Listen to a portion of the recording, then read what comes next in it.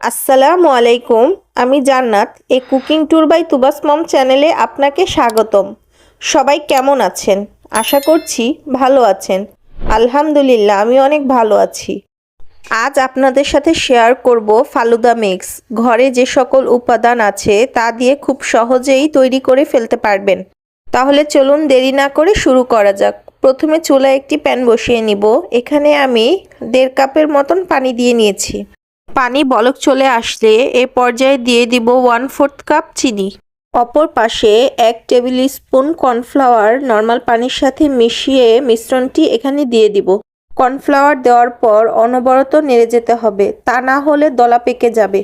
কিছুটা ঘন হয়ে আসলে এ পর্যায়ে দিয়ে দিব ভ্যানিলা এসেন্স। ভালোভাবে মিশিয়ে নিব। চুলায় আরও 1 মিনিট বসিয়ে চুলা অফ করে দিব। চুলা থেকে নামিয়ে 3টি পাত্রে আলাদা করে নিব। প্রথমটিতে আমি গ্রিন ফুড কালার দিয়ে নিব। ভালোভাবে মিশিয়ে নিব। এখন দিয়ে নিব red food colour. Orange colour করার জন্য দিয়ে দিব হালকা পরিমাণ জর্দা রং। নর্মাল টেম্পারেচারে আসলে 2 মিনিটের জন্য ফ্রিজে রেখে দিব। চুলায় একটি পাত্র বসিয়ে নিব। পাত্রে পর্যাপ্ত পরিমাণ পানি দিয়ে নিব। পানি বলক চলে আসলে এ পর্যায়ে দিয়ে দিব 1/3 কাপ সাবুদানা। সাবুদানা সিদ্ধ না হওয়া পর্যন্ত সিদ্ধ করে নিব।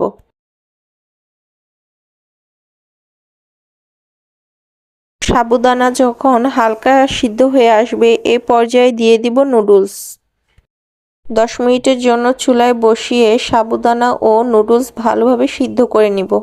সিদ্ধ হয়ে আসলে একটি ছালনিতে পানি ফেলে দিব। নর্মাল পানি দিয়ে ভালোভাবে ধুয়ে নিব, যাতে করে একটির গায়ে আরেকটি লেগে না যায়।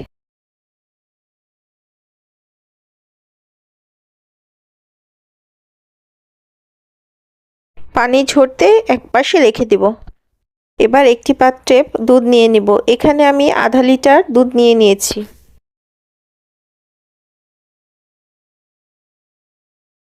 দুধ বলক চলে আসলে এ পর্যায়ে দিয়ে দিব চিনি। আপনারা আপনাদের টেস্ট বার অনুযায়ী চিনির পরিমাণটুকু বাড়িয়ে কমিয়ে নিতে পারেন। এ পর্যায়ে পানি দিয়ে কাস্টার্ড গুলিয়ে নিব। একটি বাটিতে 1 টেবিল স্পুনের থেকে কিছুটা বেশি পরিমাণ কাস্টার্ড পাউডার নিয়ে নিয়েছি। অ্যাড করে দিব সামান্য পরিমাণ পানি। চামচের সাহায্যে ভালো করে মিশ্রণটি মিশিয়ে নিব, তা না হলে দলা পেকে যাবে। মিশ্রণটি ভালোভাবে মেশানো হয়ে গেলে তা দুধে আস্তে আস্তে ঢেলে দিব। আর এ পর্যায়ে চুলা মিডিয়াম টু হাই হিটে রাখবো আর অনবরত নেড়ে যাব, তা না হলে নিচে লেগে আসবে। চুলায় আরও 2 মিনিটের মতন বসিয়ে আরও কিছুটা ঘন করে নিব। এই পর্যায়ে দিয়ে দিব নুডলস ও সাবুদানাগুলো। এ পর্যায়ে চুলা অফ করে দিব। কিছু সময়ের জন্য রেস্টে রেখে দিব, যাতে করে এটি ঠান্ডা হয়ে আসে। ফ্রিজ থেকে জেলিগুলো বের করে নিব এবং ধারালো ছুরি দ্বারা একটি পিস পিস করে নিব। তারপর নিয়ে নিব ফ্রুটস। এখানে আমি কলা, আপেল, আনার ফল ও মালটা নিয়েছি। আপনারা চাইলে আপনাদের ইচ্ছে মতন ফল নিতে পারবেন। তারপর দুধের মিশ্রণের সাথে একে একে সব ফল দিয়ে দিব।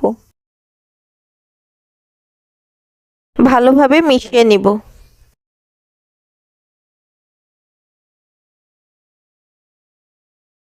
এ পর্যায়ে দিয়ে দিব জেলিগুলো। আপনারা ফালুদা ডেকোরেশনের জন্য আরও অনেক কিছু ব্যবহার করতে পারেন, যেমন রুহ আফজা ও আইসক্রিম। আমার এখানে আইসক্রিম ছিল না বলে আমি আর দেইনি। ব্যাস, হয়ে গেল মজাদার ফালুদা মিক্স। ফ্রিজে কিছু সময়ের জন্য রেখে ঠান্ডা ঠান্ডা পরিবেশ করে ফেলুন ফালুদা। আমার রেসিপি যদি আপনাদের ভালো লেগে থাকে অবশ্যই লাইক, শেয়ার ও সাবস্ক্রাইব করে দিবেন। ধন্যবাদ।